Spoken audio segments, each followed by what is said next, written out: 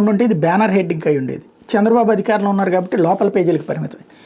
గనులని ఈ రోజు వరకు కూడా 7 నెలలు అయిపోయి ఈ ప్రభుత్వం వచ్చినా ఇవాల్టికి కూడా ఎవరిని తవ్వుకోనీయకుండా ఆల్రెడీ పర్మిట్లు ఉన్న వాళ్ళని కూడా వేధిస్తున్నటువంటి వేళ వాళ్ళు చివరికి అంటే ఎవరు వేధిస్తారు?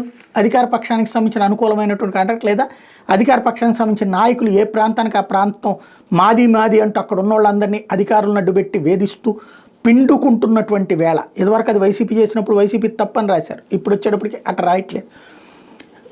హైకోర్టు సీరియస్గా స్పందించింది. రాష్ట్ర ప్రభుత్వం గత ఏడాది అక్టోబర్ 21 జారీ చేసిన మార్గదర్శకాలను అనుసరించి ఉల్లంఘనలకి పాల్పడని మైనర్ మినరల్ లీజుదారులకి నెల రోజుల్లోగా ట్రాన్సిట్ పర్మిట్లు జారీ చేయమని చెప్పి గనుల శాఖ డైరెక్టర్ని హైకోర్టు ఆదేశించింది.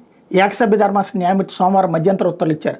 గత ఏడాది సెప్టెంబర్ 27 నుంచి వ్యాజ్యం పలుమార్లు విచారణకు వచ్చిందని, ఇప్పటిదాకా కౌంటర్ కూడా దాఖలు చేయలేదని న్యాయమూర్తి ఆగ్రహం వ్యక్తం చేశారు.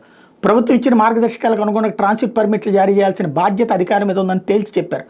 వ్యాజ్యం మీద విచారణ ఫిబ్రవరి 10కి వాయిదా వేశారు. రాష్ట్రంలోని క్వాడ్జ్, మైకా, సిలికా శాండ్ వంటి మైనర్ మినరల్ లీజుదారులకి ట్రాన్సిట్ పర్మిట్లు జారీ చేసిన మైనింగ్ శాఖ అధికారులను ఆదేశించాలని కోరుతూ federation of mining mineral industry FEMI ప్రధాన కార్యదర్శి చెట్టి హనుమంతరావు హైకోర్టులో పిటిషన్ దాఖలు చేయడం.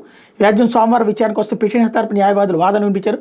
ఫెమ్మి సభ్యులకు మైనింగ్ లీజు అనుమతులు ఉన్నాయి, అయినా కూడా వాళ్ళందరూ జూన్ 2020 నుంచి మైనింగ్ పోర్టల్లో ట్రాన్సిట్ పర్మిట్లు పొందలేకపోతున్నారు. పర్మిట్లు జారీ చేసేలా అధికారులను ఆదేశించాలని అభ్యర్థించారు. గనుల శాఖ తరపున ప్రభుత్వ న్యాయవాది వాదన వినిపించారు. ఉల్లంఘనకు పాల్పడే మైనింగ్ లీజుదారులు పర్మిట్లు జారీ చేసే విషయంలో గనుల శాఖ ముఖ్య కార్యదర్శి గత ఏడాది అక్టోబర్ 21 మార్గదర్శకాలు ఇచ్చారు.